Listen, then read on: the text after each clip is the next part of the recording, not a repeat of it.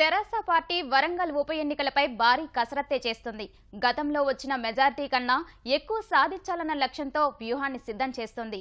ఇందులో భాగంగా ప్రతి శాసనసభ నియోజకవర్గానికి ఓ మంత్రికి బాధ్యతలు అప్పగించనున్నారు. దీంతో పాటు ప్రతి మండలంలో పార్టీ నాయకుల మధ్య సమన్వయం, ప్రచార బాధ్యతలను ఎమ్మెల్యేలు, ఎమ్మెల్సీలకు అప్పగించాలని నిర్ణయించారు. వరంగల్ ఉప ఎన్నికలను ప్రతిష్టాత్మకంగా తీసుకున్న అధికారపక్షం అందుకు తగ్గట్లుగానే వ్యూహ ప్రతివ్యూహాల్లో మునిగిపోయింది. ఈ నెల 29న వరంగల్ జిల్లా నేతలు నియోజకవర్గాల వారీగా బాధ్యతలు అప్పగించిన మంత్రులతో సీఎం కేసీఆర్ సమావేశాన్ని ఏర్పాటు చేశారు. సమావేశంలోనే వరంగల్ అభ్యర్థిని ప్రకటించనున్నారు. ఉప ఎన్నిక అభ్యర్థిగా జిల్లాలో సీనియర్ నేతలుగా ఉన్న పసునూరి దయాకర్, గుడిమల్ల రవికుమార్, ప్రొఫెసర్ సాంబయ్య, డాక్టర్ రమేష్, ఎర్రోల శ్రీనివాసుల పేర్లపై చర్చ జరుగుతోంది.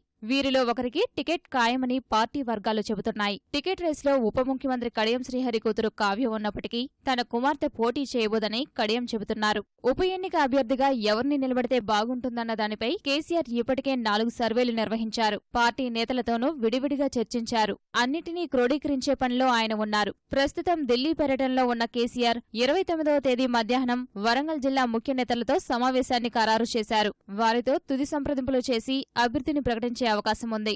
వరంగల్ పార్లమెంటరీ నియోజకవర్గం మొత్తాన్ని కడియం సమన్వయం చేస్తారని, భూపాలపల్లికి మంత్రి పోచారం, పరకాలకు మంత్రి ఈటెల రాజేందర్, వరంగల్ తూర్పు నియోజకవర్గానికి మంత్రి హరీష్ రావు, పశ్చిమకు కేటీఆర్, స్టేషన్ గన్పూర్ కు ఇంద్రకరణ్ రెడ్డి, పాలకుర్తికి జగదీష్ రెడ్లను ఇన్ఛార్జీలుగా నియమించినట్లు పార్టీ వర్గాలు చెబుతున్నాయి. ఎవరెవరికి ఏ నియోజకవర్గాలు కేటాయించింది సీఎం 29న ప్రకటించనున్నారు.